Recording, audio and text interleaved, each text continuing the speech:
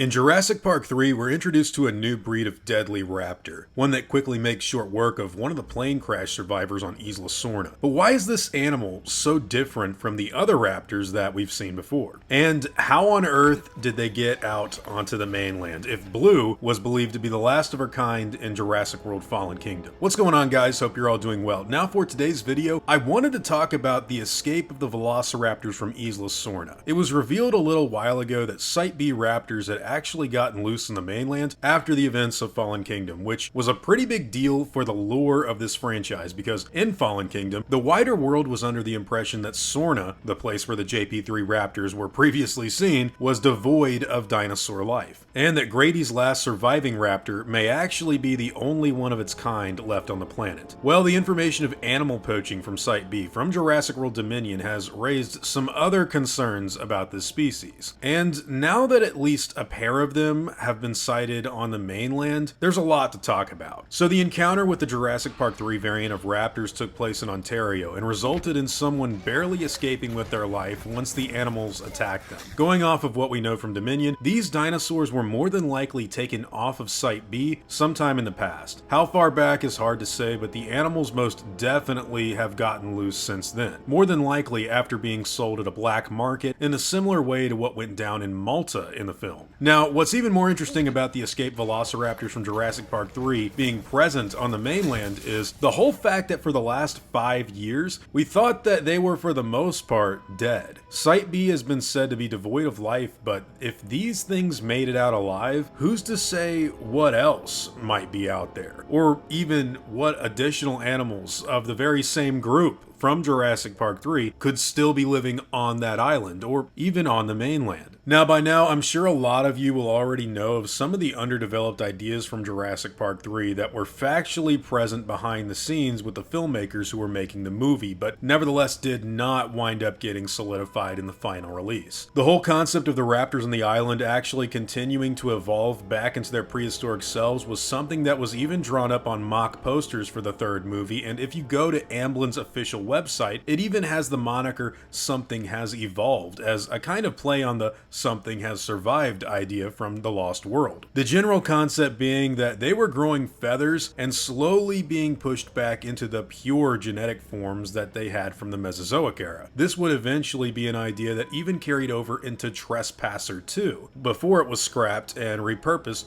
for the Jurassic World movies. So this idea of an adaptability to the modern world through genetically reversing their dinosaur DNA back into what was originally there is a genuine concept that the people behind the scenes were playing around with when developing the early Jurassic Park 3 Raptor material. Whether or not that became a major factor into their survival in canon, especially off the island, is another discussion entirely. The official word on Site B's status is kind of up in the air due to so many conflicting reports and rumors circulating about its population sizes and what has been taken off of the island over the years. But this breed in particular were actually being ferried away as early as 10 years before the opening of Jurassic World, believe it or not, with one female raptor in particular killing Claire Deering's boyfriend in an incident I did a video on years ago if you're interested. I actually also included it in that hour-long comprehensive Jurassic Park lore video, so if you want an actual timeline, you could just go there too. Now, this type of animal has always been classified. The Velociraptors from JP3, they've always been shown to be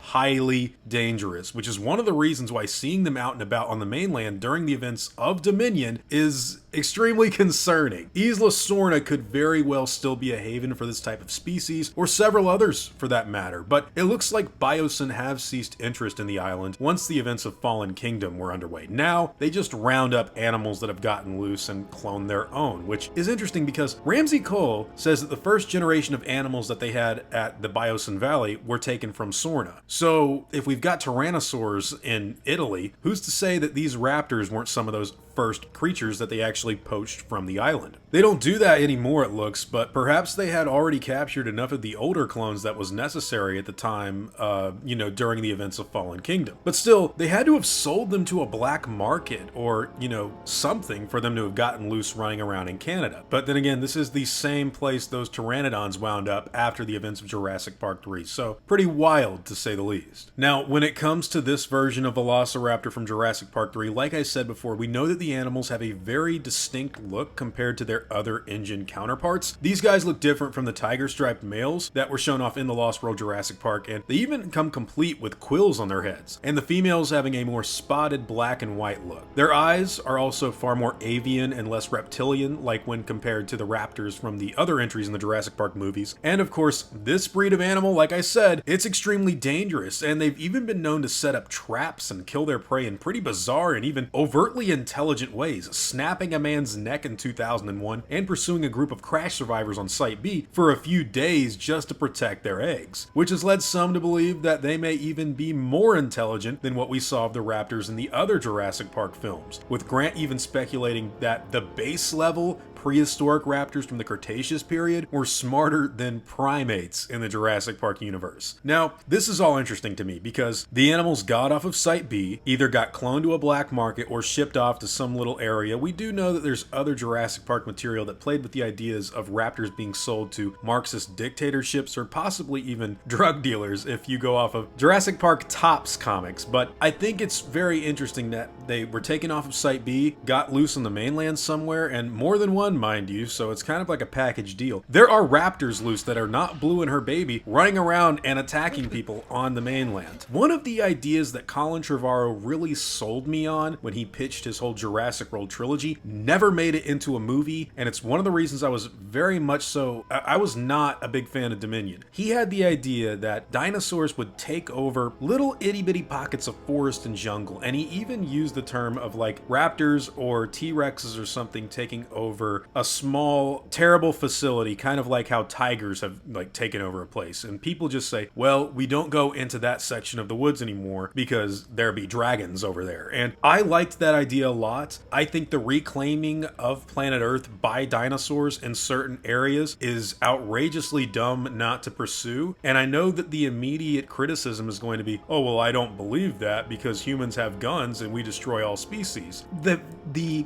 ignorance in that comment, this is Jurassic Park. The humans are supposed to be overconfident and in folly thinking they can control the animals. If you've seen the first movie, you know this is how everything goes. They had a lysine contingency, they bred them all female, they thought that the dinosaurs couldn't possibly get out of the place and onto the mainland because they were on an island. They were breeding, they were breaking out and killing people, and the lysine contingency was nothing. This is the whole point of Jurassic Park, guys, and I kind of feel like they could take over a little area in Africa, possibly Mexico, possibly some version of the Redwoods Forest in California, which was set up perfectly in Jurassic World Fallen Kingdom, might I add. So it's a really cool idea about a small dinosaur surge breakout in a very primal looking environment where you have to go in, tranquilize them, and stop the breakout immediately. But they didn't end up doing that. They could still do that in a future movie, I suppose, and I would watch that. But when it comes to these Jurassic Park 3 raptors, they are out loose on the mainland in a pack, and I have no idea why no one is really taking no one's trying to stop them. No one's looking at it.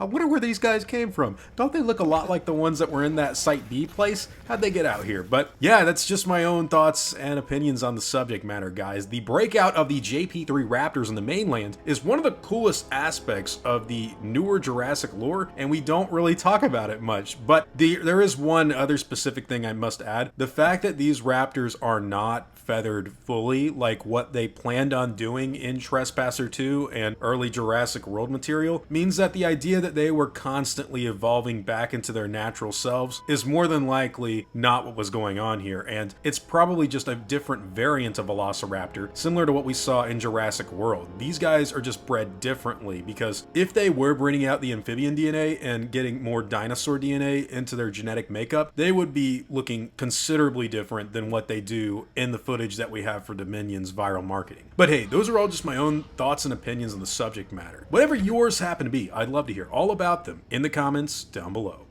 Now, before I go, I want to thank everyone that's helped me build my channel over the years. I'd also like to thank every one of you guys who've watched my stuff. You've all been extremely cool to me. If you enjoyed the video, I'd appreciate a like and hope that you'll consider subscribing. God bless you all. Christ is King. See you guys in the next video, and as always, take it easy.